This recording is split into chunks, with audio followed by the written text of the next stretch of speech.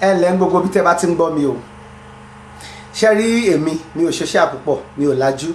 ló fi jẹ́ pé àwọn nǹkan tó bá ń ṣẹlẹ̀ lórí social media tó bá ti kúregbé tó kúregbé tán lèmi máa ń tó mọ̀ ń gbà mí ọ̀rẹ́ mi kan ọmọọba ni ọmọọba kan ní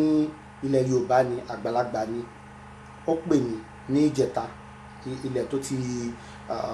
ilẹ̀ míì ti mọ́ báyìí ó pè mí pé ṣé mo gbọ́ nǹkan tó ń ṣẹlẹ̀ ní ààfin Ọ̀yọ́ mo ní mi gbọ́ lóòótọ́ mi lè gbọ́ ó ṣàwá sọ̀rọ̀ yẹn wípé wọ́n ní nǹkan kan báyìí láàrin ayaba Badira àti Alhaji Wasiu K1 the ultimate so mo ti gbàgbé ń pa ẹ̀ níbi few hours ago kò tí ì lè ju bóyá bíi 2-3 hours lọ mo á wo television TVC mo á rí lábẹ́ báyìí wọ́n á flash news kọjá pé Abba Kyari ti kú kọ́lọ́run bá forí jì wọ́n mo kàn mọ̀ pé bàbá ní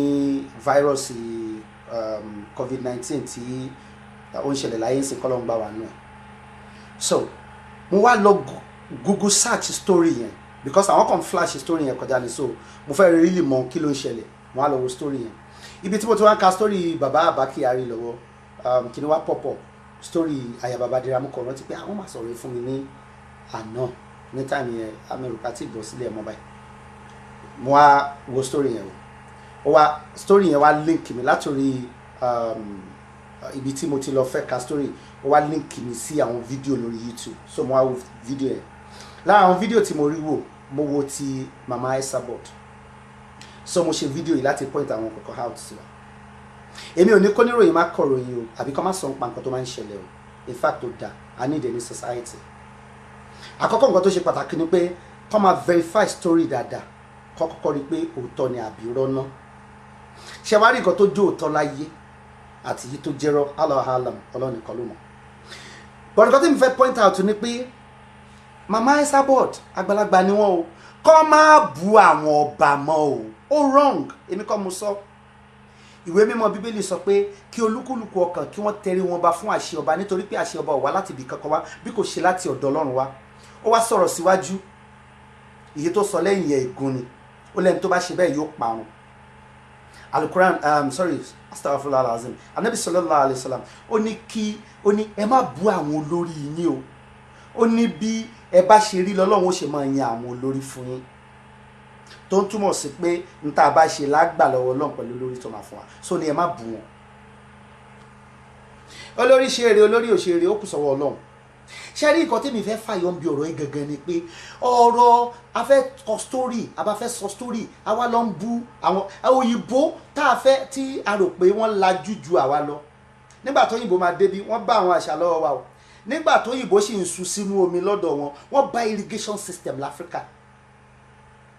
ní nàìjíríà tí wọ́n bí òyìnbó bá 15 feet of road ní Benin Empire Benin system of government bẹ́ẹ̀ náà ní láàfin Ọ̀yọ́ ní àwọn jagunjagun soldiers Ọ̀yọ́ ní àwọn ìwẹ̀fà Ọ̀yọ́ ní àwọn làrí Ọ̀yọ́ ní government tó ti dúró torí ẹ̀ òyìnbó ò ní nǹkan míì tó fẹ́ kọ́ wa mọ́ náà ṣe introduce indirect rule òyìnbó tó wá sọ àwọn governors tiwọn tán govern lọ́dọ̀ wa ń bì nítorí pé wọ́n lágbára firearms wọ́n lágbára àbọn wọ́n sọra wọn di olórí wa òyìnbó tó kọ́ wa ní àṣà yẹn wọ́n fi àwọn governor wọ́n wá ṣe àwọn governor òyìnbó tó kọ́kọ́ wà ń gbà yẹn kó tó di governor tí wọ́n ń sìn wọ́n wá ṣe elétò tó yẹ pé wọ́n lè rọ ọba lóyè wọ́n lè fi ọba jẹ la ilaha illallah muhammad rasulullah sallallahu alaihi wasallam òyìnbó tó colonize wa àwọn Britain kò sínú òfin àwọn òṣè kọ́ sínú ìwé òfin wọn pé prime minister wọn lè rọ queen lóyè wọ́n gba àṣà yín dànù lọ́wọ́ yín ẹ̀sìn yín yọ ọmọ Yorùbá o kí ló ń ṣe yín gan-an níbi fídíò màmá tí mo wò àwọn tó wá ń kọ́mẹ̀ntì sí lábẹ́ tí wọ́n ń bẹnu àtẹ́ lu ọba tí wọ́n bú ọba wàláhì orúkọ àwọn ọmọ Yorùbá ló pọ̀ jù ń bẹ̀ kí ló dé why we Africans gbogbo bá ṣe báwọn èèyàn ṣe máa ń ṣàwàdà ìgbà tí bàbá bá sọjá èmi ẹjọ́ alákọ̀ọ́kọ́ náà mi ò wọ anybody ní explanation o èmi ò kí ń rúùtù fún olóṣèlú o mi ì gbé plákàdì tẹ̀lé olóṣèlú kọ̀ọ̀kan rí láyé o mi ò sí lára wọn o but mi ò ever mi ní bú bàbá Ọbásanjọ́ mi ní bú bàbá Buhari why àyè gbà wá gẹ́gẹ́ bí aráàlú láti sọ pé nǹkan tí àwọn olórí wa ń ṣe ọ̀nà tán láwọn bá wa ṣe wọn ò ṣe o wọ́n parọ́ ni o a lè sọ bẹ́ẹ̀ yes àyè gbà wá láti sọ bẹ́ẹ̀ tó bá ṣẹ̀tọ́ wọn fún wa but àyè ò gbà wá pé ká bú wọn wọ́n ní a gbọ́dọ̀ bú wọn. ọba tó ya olórí burúkú jù in the history of the world tèmi mọ̀ tó ya olórí burúkú jù láyé torí ọ̀rọ̀ bíbélì ni mo tẹ̀lé àtọ̀rọ̀ alukoran ó ní Fáráò la'natullahi alayhi ọba Fáráò tó ṣèjọba pẹ̀lú nígbà ayé Musa wáyé tó dẹ̀ ṣe ya olórí burúkú ju gbogbo èèyàn lọ láyé ó ní pé ó pera ẹ̀ ní Ọlọ́run olórí burúkú èèyàn ni máa ń ṣe bẹ́ẹ̀ pẹ̀lú ẹ̀ bó ṣe pera ẹ̀ lọ́lọ́run tó Musa ò fìgbà kọ́kọ́ bú Fáráò nù la'natullahi alayhi kí ìyà Ọlọ́run kó mọ bá mi tó bá wà Musa ò bu o Musa kàn sọ pé irọ́ ní ń pa á fún yín o òun kọ́ lọ lọ́run nìkan ni Musa sọ because Musa mọ̀ pé Ọlọ́run ò fẹ́ ká bú ọba ànábì Ọlọ́run lànábì Musa o bí Ìlọrin ṣe wà yẹn tó yẹ pé àwọn àfáà wọn lọrin tó yẹ pé alásọ̀ṣẹ ni wọn tó bá sọ pé Ọlọ́run ṣe báyìí Ọlọ́run ó ṣe Ọlọ́run dìímú Ọlọ́run ó dìímú Ọlọ́run jùlẹ̀ Ọlọ́run bá wọn jùlẹ̀ àwọn pásítọ̀ tó yẹ pé tó bá sọ pé Ọlọ́run ò báyìí á dẹ̀ máa ṣe bẹ́ẹ̀ ọba ba lórí wọn ọba ba lórí oṣó ó ba lórí àwọn àjẹ́ ó ba lórí lẹ́bọ lóògùn ó ba lórí àfà ó ba lórí pásítọ̀ Ọlọ́run ní máa yin ọba every king is ordained by God gbàláyé bí Ìlọrin ṣe wá tóbi tóun tó jẹ́ lu àwọn àfa alásọṣẹ tó yẹ pé àwọn àfa kọ̀rọ̀ àwọn àfa tó bá sọ̀rọ̀ Ọlọ́run ni mo gbà bẹ́ẹ̀ àwọn àfa yẹn kò sí kankan nínú wọn tó máa jáde wá ní èmi jọba àlú Ìlọrin lọ àwọn àfa yìí sọ bẹ́ẹ̀ bọ́ba àlú Ìlọrin ṣe rí òun ní àwọn àfa tó kù ni òyìnbó dẹ̀ ta àṣà burúkú fún wa dẹ̀ gbà because wọ́n ti ṣe lófin wípé gómìnà lè rọba lóyè irú yìí tí Ganduje ṣe fún Sanusi Lamido Sanusi njoni àwọn àṣà burúkú tó òyìnbó dẹ̀ kí ló dé tí wọ́n fi sínú òfin tí wọ́n pé Queen of England o kí prime minister wọn kó láṣẹ àti rọ̀ lóyè ẹ jẹ́ ká bẹ̀rù orí ara wa ẹ jẹ́ ká ṣọ́ra wa kama irú àwọn àwàdà wèrè táwọn máa ń ṣe tó máa ń bú Ọbásanjọ́ tó máa ń bú Buhari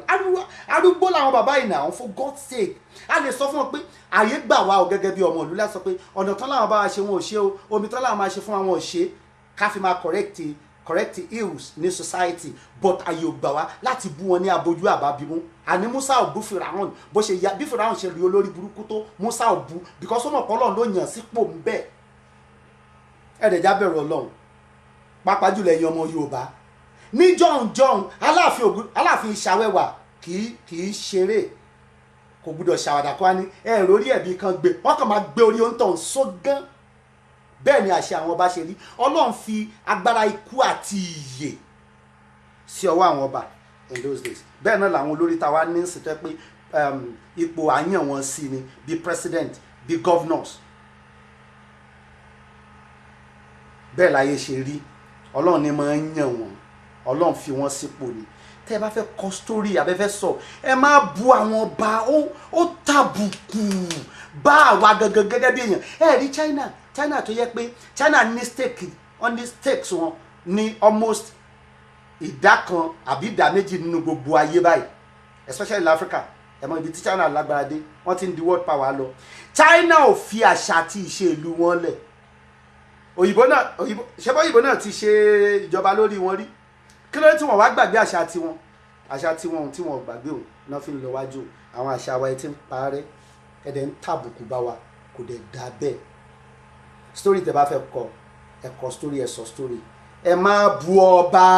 Ọlọ́run ló gbé àwọn tó bá bu ọba ṣépè ọba iṣẹ́ ni àbú meanwhile ìyá mi ayaba Abádírá torí ìyàwó bàbá ẹni ìyá ẹni ni àmì wo leléyìí o àmì wo ni o ó wà níyọ lọ o onígbòrí bàbá máa kọ alágbòrí bàbá àwọn ọmọ jẹ ìtò ògbórí tó ẹ láàrẹ bàbá lẹ pera wọn nú ilé yín yọ lọ o ẹsùn mọlọrun dáadáa kábíyèsí ikú bàbá yìí ìyá aláṣẹ ìkejì òòṣà ọba tí oníkẹpẹ ọba tí gbàdọ̀bálẹ̀ ọba ẹ mọ bá láàfin ṣe rí ń jọ òun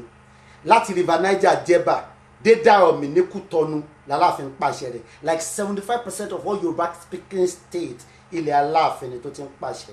ẹjá bẹ̀rù Ọlọ́run ẹ má jẹ́ àsọpáyé dayé ọ̀làjú ká máa fi egbò dá oúnjẹ kọjá àbá ká máa fi ojú